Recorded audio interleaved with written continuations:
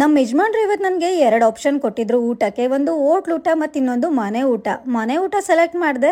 ಆಗ ಸ್ವಲ್ಪ ಬೇಜಾರಾಯಿತು. ನನ್ನ ಬೇಜಾರು ನೋಡೋಕ್ಕಾಗದೆ ನಮ್ಮ ಯಜಮಾನ್ರು ನನ್ನ ಡೈರೆಕ್ಟಾಗಿ ಹೋಟೆಲಿಗೆ ಕರ್ಕೊಂಡೋಗಿ ನಿಲ್ಲಿಸಿದ್ರು. ನಮ್ಮ ಹೆಣ್ಮಕ್ಳಿಗೆ ಚಿಕ್ಕ ಚಿಕ್ಕ ಮೂಮೆಂಟು ಎಷ್ಟು ಖುಷಿ ಕೊಡುತ್ತೆ ಗೊತ್ತಾ?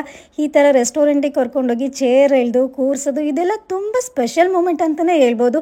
ಹಾಗೆ ಒಂದು ರೋಸ್ ತೊಗೊಬಂದ್ಬಿಟ್ಟು ಪ್ರಪೋಸ್ ಮಾಡೋ ಥರ ಮಾಡಿದರು. ಅದಂತೂ ಇನ್ನೂ ಚೆನ್ನಾಗಿತ್ತು. ತುಂಬ ಖುಷಿ ಆಯಿತು. ನಾನೇ ಆಕಾಶದಲ್ಲಿ ಅಕ್ಕಿ ಥರ ಹಾರಾಡ್ತಾ ಇದ್ದೆ ಅನ್ನಿಸ್ತು ನನಗಂತೂ.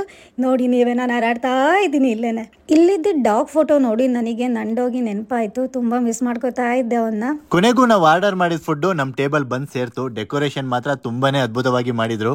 ಕ್ಯಾರೆಟ್ನಲ್ಲಿ ಬಟರ್ಫ್ಲೈನ ಮಾಡಿದ್ರು. ಚಿಟ್ಟೆ ನೋಡಿ ಎಷ್ಟು ನೀಟಾಗಿ ಕಾಣಿಸ್ತಾ ಇದೆ ಚಿಟ್ಟೆ.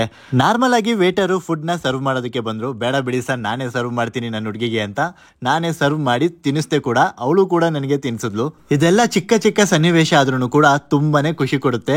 ನೋಡಿ ನಮ್ಮ ಹುಡುಗಿನೂ ನನಗೆ ಬಡಿಸ್ತಾ ಇದ್ದಾಳೆ. ಚೆನ್ನಾಗಿ ಬಡಿಸಿದ್ಲು, ಚೆನ್ನಾಗಿ ತಿನ್ಸಿದ್ಲು ಕೂಡ. ಇಬ್ರು ಕೂಡ ಒಂದೊಳ್ಳೆ ಊಟ ಮಾಡ್ಕೊಂಡು ವಾಕ್ ಹೋದ್ವಿ. ವಾಕ್ ಹೋಗ್ಬೇಕಿದ್ರೆ ಗೊತ್ತಲ್ಲ ನಿಮಗೆ, ನಮ್ಮ ಯಜಮಾನ್ರು ನನ್ನ ಕೀಟ್ಲೆ ಮಾಡೋದು, ಆ ಥರ ಕೀಟ್ಲೆ ಮಾಡ್ತಾ ಇದ್ರು.